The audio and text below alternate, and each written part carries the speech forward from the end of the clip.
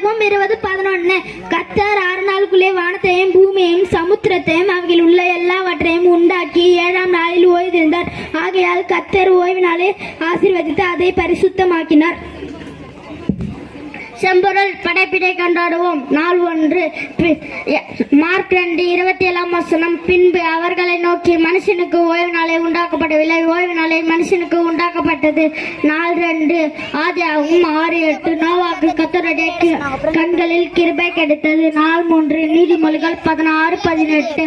அழிவுக்கு முந்தியது அகந்தை, வீச்சுக்கு முந்தியது வீண் பெருமை. நாள் 4. யாத்திராகமம் 16:4. ஆண்டவரே மோசேயை நோக்கி, இதோ பார், நான் வானத்தில் இருந்து அப்பத்தை பொழிய போகிறேன். நாள் 5. எபேசியர் 4:32. ஒருவருக்கு ஒருவர் நன்மை செய்து பரிவு காட்டுங்கள். ஆமேன்.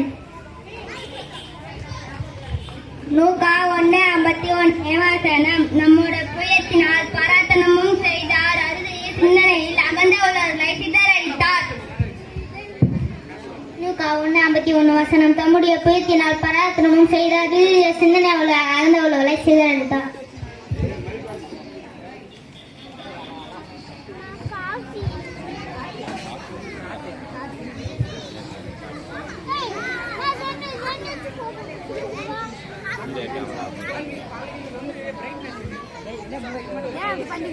நாள் 10.